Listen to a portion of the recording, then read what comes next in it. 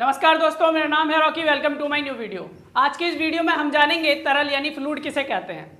तो चलिए इसको जानते हैं। बहुत इजी है और बहुत इंपॉर्टेंट है।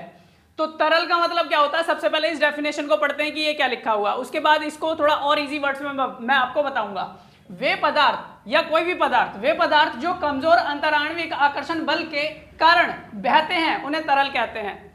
वे पदार्थ जो कमजोर अंतराण्विक आकर्षण बल को इंग्लिश में बोलते हैं, कमजोर का मतलब weak intermolecular force of attraction, weak intermolecular force of attraction के कारण जो पदार्थ बहते हैं उन्हीं को हम क्या कहते हैं, तरल या तरल पदार्थ कहते हैं।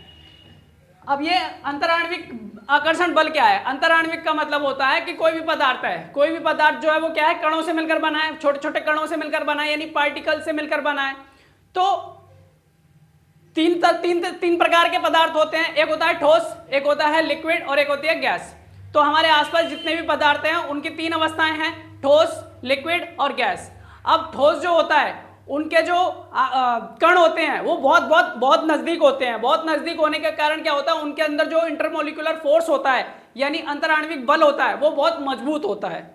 और जो लिक्विड होते हैं उनका जो अंतराण्विक बल होता है कमजोर होता है और गैसों का सबसे कम होता है। तो अंतराण्विक बल का मतलब हो गया जो जिन कणों से वो मिलकर बना है, तो उनके जो बना हुआ है, जो उनके जो फोर्स है लगी हुई है आपस में एक दूसरे को बनाए रखने के लिए जो बल लगा हुआ है, उसी को हम अंतराण्विक आकर्षण बल कहते हैं। तो कोई भी पदार्थ का जो कणों का जो बल लगा हुआ है उसको बनाए रखने के लिए वो क्या है, अंतराण्विक आकर्षण बल है। तो ये जो तरल होते हैं इनके अंदर कमजोर होता है, ठोस में सबसे अधिक होता है अंतराण्विक आकर्षण बल और गैसों में ना के बराबर होता है। तो अब ये जो बह सकते हैं उनको तरल कहते हैं। तो ऐसे कौन कौन सी चीजें हैं जो तरल कहलाती हैं? तो दो चीज, कौन कौन सी? द्रव और गैस। जितनी भी चीजें जो द्रव चीजें होती हैं वो, और गैस जितनी भी होती है, ये सब क्या कहलाती हैं, तरल। क्योंकि द्रव क्या है, देखो द्रव के अंदर जो है, द्रव जैसे कि वाटर, ऑयल, ये सब क्या है, द्रव है, ये लिक्विड है और ये बह सकते हैं, इसलिए इनको क्या कहते हैं, तरल कहेंगे, फ्लूइड कहेंगे। ऐसे ही गैस है, गैस के जो अंतराण्विक बल होता है वो तो इतना कमजोर होता है कि गैस तो इधर उधर भाग जाती है, इधर उधर कहीं भी उड़ जाती है।